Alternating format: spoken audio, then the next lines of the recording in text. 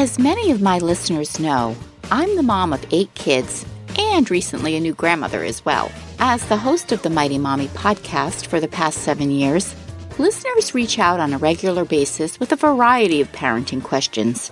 But the one topic I get asked about consistently is how to help parents who are struggling with behavioral and defiance issues. It's a pleasure to have a guest on today's podcast who can offer evidence-based tools and strategies that will help parents, myself included, to manage challenging behavior. Today, Mighty Mommy listeners will have a wonderful opportunity to get some helpful and practical advice on dealing with the variety of behavioral and defiance issues from a behavior analyst. Heather McGuire has a doctorate in educational psychology, has a podcast called Prism Parenting, and most importantly, is the mom to 2 amazing kids ages 6 and 9. As a board-certified behavior analyst, she's worked with parents of kids with and without disabilities to help manage behavior issues and create a more peaceful home. Heather, welcome to the Mighty Mommy podcast. Well, thank you so much for having me. I'm really excited to be on your show. And yeah, my passion is helping parents deal with issues just like you've said a lot of your listeners have with, whether it's defiance or just any sort of behavior issues like that. That's what I'm passionate about. So I'm really excited to be on today's show. First of all, it's always fun for me to talk to other moms, regardless of the podcast, because we all can relate to the ups and downs of parenting and when we're in the trenches and things are going well or they're not going well. And most of us know rarely are 2 days the same, right? I think one thing that we've both commented on in chatting behind the scenes is that as much as we love our kids, hey, parenting is tough. It's not an easy job, particularly when we have a child that's testing the waters and being defiant. Kids don't come with owner's manuals, so for most of the time, it's trial and error, and we learn as we go. So with that, I wanted to share some challenges that I've endured as a mom of my 8 kids and that I know many of my listeners have also struggled with in their parenting journey. And then I'd like to get your professional tips that are also combined with your role as a mom. So let's get started with a personal story of mine. And this goes back a few years. But at the time, it was so trying for me and for my husband. My then middle school age daughter was a chronic, and I mean chronic, excuse maker. She loved to read, and she was really a great student when she applied herself. But for a couple of years, when she entered the tween-teen years, she just became so defiant when it came to completing her schoolwork. She didn't want to turn in her homework. She started showing up late for her classes. And she'd make excuses in the morning. Oh, I don't want to go to school today. I'm just not feeling well. I have a really bad headache. It went on and on. So we tried everything, but we just weren't getting anywhere. So eventually we started taking away her privileges. And back then, kids didn't have cell phones or all the electronics that they're privy to today. But in any case, you know what? We were just at wit's end. And I know I've had other listeners that have had similar situations with their kids. So as a mom, I really felt like I struck out with that one, and I just didn't handle it as well as I could have. So what could you share with myself and other frustrated parents that we could implement to nip that sort of problem in the bud? Honestly, there's not a magic bullet, unfortunately. I know we all want that magic bullet, but parenting teens, it's kind of hard, right? So I'm sure, again, that your listeners, they're going through similar situations. But I guess the first thing I want to point out is that you shouldn't take it personally as a parent, and it's hard not to, but you shouldn't take it personally when, this sort of thing starts to happen. Honestly, I think most parents, especially parents of teens, they go through similar phases and situations like this, right? And I think one of the first things we should remember is that being a teenager can be hard. So I don't know about you, Cheryl, but I just remember it's just hard to be a teen, right? I remember, junior high being hard, high school being hard, and you're just trying to figure things out. because you're kind of caught in those two phases of life. You're still a kid in some ways, but you're starting to take on some of those adult-like responsibilities as well, right? And biologically, with teenagers, obviously, there's a lot going on. You need to remember that first, right? And so with kids and really with teens and kids in general, what I do like to tell parents to start with is just the basics. I don't know. Have you, Cheryl, heard of Maslow's hierarchy of needs? I actually have, but I would love for you to talk about that for my listeners. Yeah. So Maslow was a psychologist. He was out of like the 1940s. So obviously we're going back a ways. So one of the things that he's most famous for is he has this hierarchy of needs, okay, on the road to what he called self-actualization, but really it's kind of just, reaching your full potential.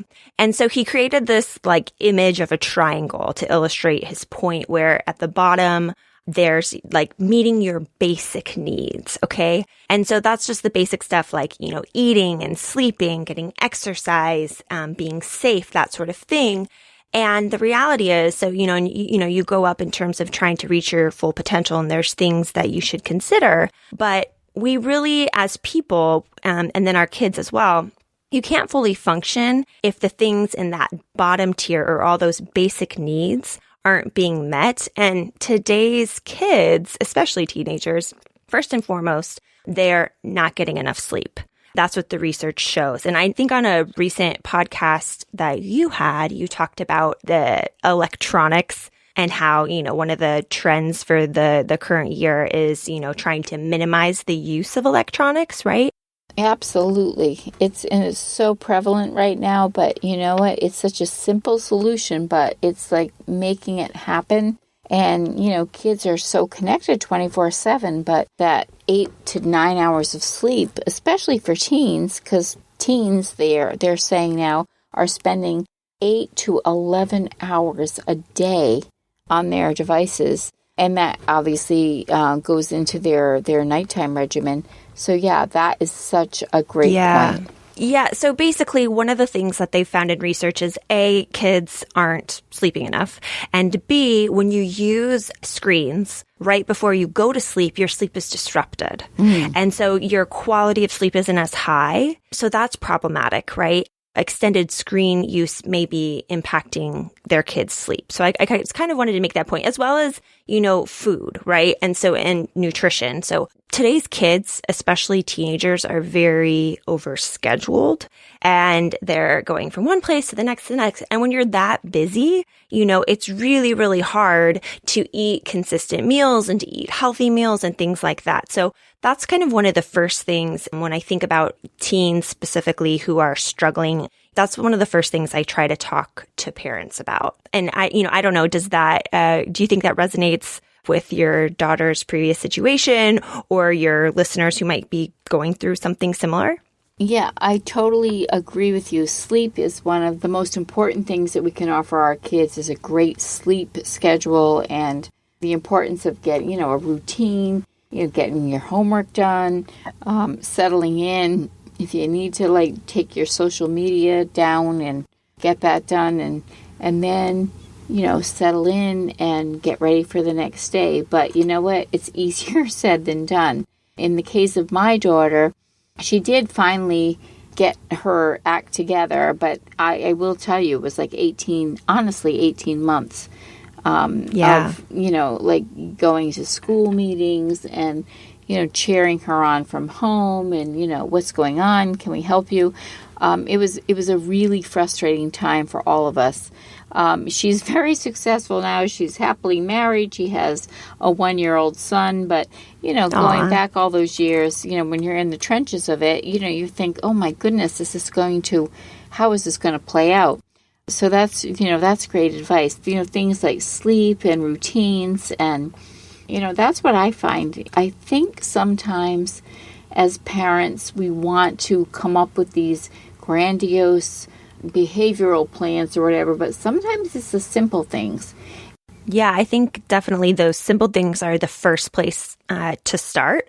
And then I think especially when I think about where kids who, teenagers, where they're at developmentally, I think it's worth noting that what they're really craving and what they're trying to figure out is they're craving that power and that sense of like making their own decisions and making choices as much as possible, right? And one of the things you probably notice if you're either a parent of a teen or you work with teens is that if you try to control them, they oftentimes, that's when they'll push back, right? My kids aren't teens yet, but I already noticed this. So I have a kind of a story like that kind of relates. So again, my kids are 6 and 9, so not quite in that phase yet, but still, recently we were trying to, they have daily chores and we were giving them, just like simple things, right? Like cleaning their room, feeding the dog, things like that, right? And then we were implementing, some weekend chores that they do once a week. And, anyways, one of the things that happened initially was that, of course, kids, they don't want to do chores. I mean, who wants to do chores, right? Right. And I'll talk later on in our interview. I'd love to tell you guys and your listeners about reward systems because that's one thing I'm passionate about. And so, we use a reward system with our kids, but it just wasn't really working for the chores. They'd procrastinate to the end of the weekend or they'd complain or whatnot. And so what I noticed is that part of it was just a power struggle. And so as soon as I gave some of the power back to them, and I'll explain how in a second, the situation dramatically improved. So what I did was this. I said, okay, here's your chores. So like, for example, my daughter, she's supposed to vacuum the stairs and wipe down the banister. And my son is supposed to clean the blinds. That's what they do once a week. And so I gave them a little bit of that power back. I said, okay, you can decide when in the weekend you do your chore. You can do it, when you get home from school on Friday, or as long as you get it done by Sunday, you can decide. However, and this is the part, that created this sense of like they have power, but yet I'm still going to motivate them, right? They have speaking of screen time, they have allotted screen time for the weekend.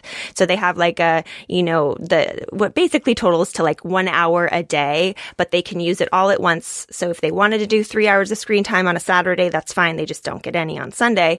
Or whatnot. So what my one caveat was like, okay, you can do your chore when you want, but you can't start your screen time until your chores are done. So it's up to you. And what I saw was kind of that the dynamic shifted. And so instead of me telling my kids, oh, you need to do your chores. Oh, you need to do your chores. Oh, you need to do your chores. That what shifted was all of a sudden, honestly, my kids would come home from school on Friday and they would just start doing their chores because they were incentivized. They wanted to, do their screen time.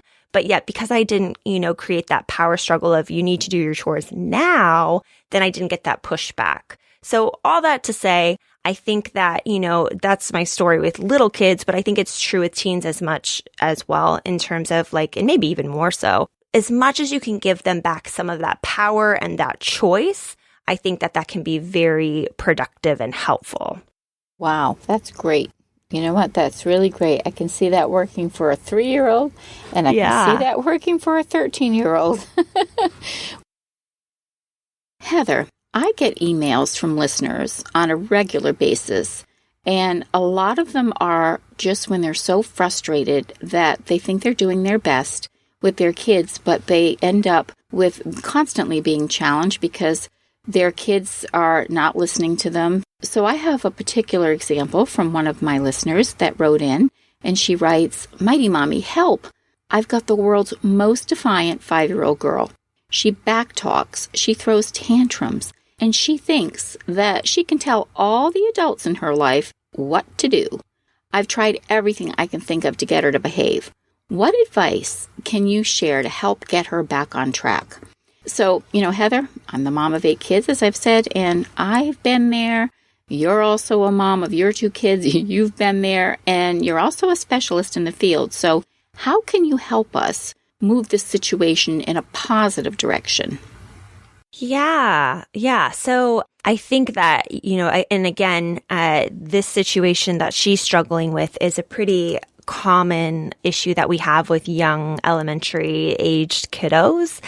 And, even as so I'm a clinician and a parent. And one of the things that I know as well as any other parent is, even if you know the right thing to do, oftentimes it's hard to actually do it. You can just get stuck in this cycle of being what I call kind of like a reactive parent, where you're putting out fires all the time, so your kid acts out and then you're reacting and whatnot, right? And so one of the things that I really focus on with parents is teaching them to try to adopt a proactive mindset to parenting. And because honestly, there's a lot you can do to prevent that defiant behavior from happening in the first place. And then at the tail end of this, I'll talk to you, I'll give you guys your listeners some ideas on how to react when defiance happens, despite, your best efforts. But I think that, just focusing on a few key things can actually reduce defiant behavior in general in a lot of kids. So I have kind of 3 things that I talk about in terms of, how you can be proactive, things you can do pretty easily. So the first thing is that I recommend that as much as possible, you catch your kids being good and you praise them. And I know that sounds simple. And a lot of this, it isn't rocket science, okay? But here's the reality. So I already talked about how my kids have chores, daily chores, weekend chores, that sort of thing. And so one of my son's chore on a daily basis is feeding the dog, and he hates doing it, right? And so here's the deal. He feeds the dog, and it's not that hard, and it happens twice a day, every day, and somehow it's always still a surprise. But, he feeds the dog in the morning and at night, right? And so, but here's the deal. In the morning before school, that's a kind of a stressful time where we're trying to get out the door. And same thing at night, when he's feeding the dogs, what am I doing? I'm, trying to help kids with homework, and I'm cooking, and I'm getting everything ready. And I call it the witching hour, right? Right around then. Yes, I totally agree with that. Yeah. So everybody's blood sugar is low. Everybody's getting tired and whatever, right? And so in those hard and, stressful moments, it can be hard to notice if my son feeds the dogs without complaining. That's my goal, right? And if he complains, I'm definitely going to remind him what the rules are, remind him what the consequences are if he doesn't, listen to what his, chore is and do it, whatever. But sometimes, let's say I'm cooking dinner and let's say he does, feed the dogs. It's so easy as a parent to just kind of move on and not even always notice when our kids are being compliant, right? And there's a lot of research that shows just by tweaking that one little thing where you, instead of, reacting to the bad, just by focusing on the good, you actually see a huge uptick in the types of behaviors you want to see and a huge downtick, a reduction of the types of behaviors you don't want to see. So it sounds simple, but the reality is it's effective, if you get what I'm saying. You know what, Heather, I love this because I learned this actually from my school, my kids' school, and this goes back probably 8 to 10 years. They implemented a system called Catch Them Doing Good, it was something on those lines. And, my kids came home from school all excited because they got caught. And I'm like, what did you get caught doing? I got caught standing good in line. I wasn't doing anything. I was just standing there waiting patiently and, waiting to go to lunch. And, oh, my goodness, the teacher's aide came over and said, oh, my goodness, Annie, you're being so good. You're just standing here quietly. And she was like out of this world, so excited about that. And my other kids, the same thing. And that was where I learned this whole principle about catch your kids doing good. And it is, just as you said, it's so simple, but you also nailed it. We as parents we're running from one thing to the next. I mean, I have 8 kids. I work a full-time job. I volunteer at school and church. So I'm I'm buzzing around.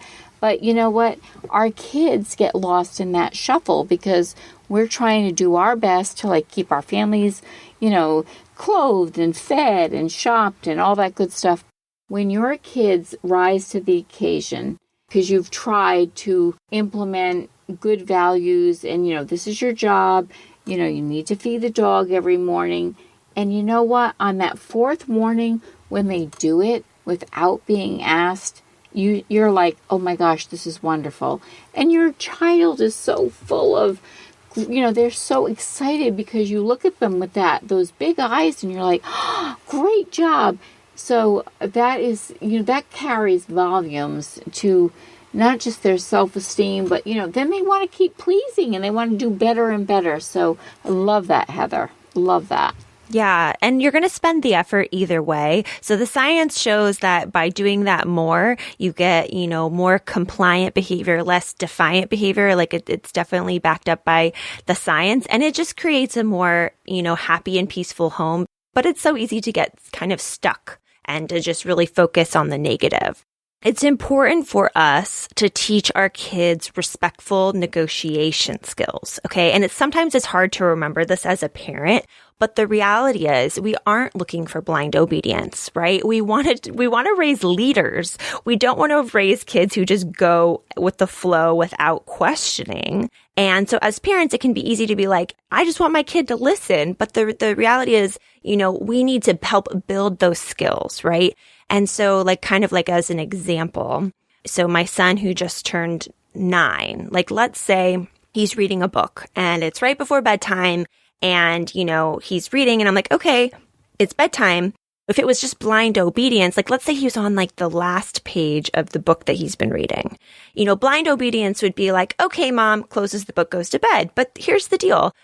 He has a page left. He's super excited. Instead, what I think, it's an important skill for him to learn is how to respectfully ask me once to reconsider. So what I've taught my kids to do and what I would encourage other parents to do is to give your kids a little bit of a script of what they could say in those situations. So for example, he could say, Mom, is it okay if I finish my last page? Because I'm almost done and I'm really excited to finish my book.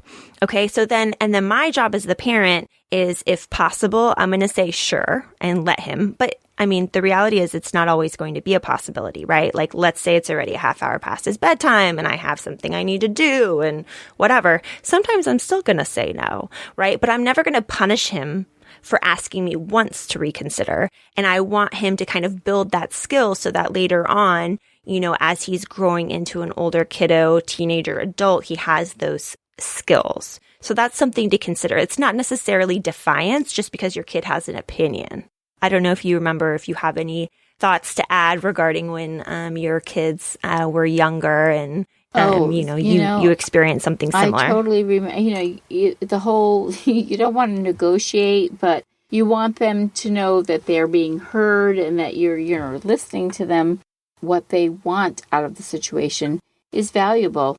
But then again, you're the parent, so it's that little give and take that, you want them to feel like, they're having their say, but you're the mom or you're the dad. You've got the bottom line. So there is a little delicate balance there. I totally get that. Yeah. No, and I would definitely agree because there has to be, so let's say, my son tried to negotiate, even if it's in a polite way, and I say no, and then he continues to push back, then there does have to be specific, what I would typically do is give a warning of what the consequence will be, right? So, for example, if he asked and I said, I know, here's why, and he asked again, I would say most likely how I would respond. If I was being the best parent I could be. We all make mistakes. But what would I hope I would respond would be like, so just as a reminder, Landon and I already said no once. And if you don't close your book and go upstairs and get ready for bed, this is what's going to happen.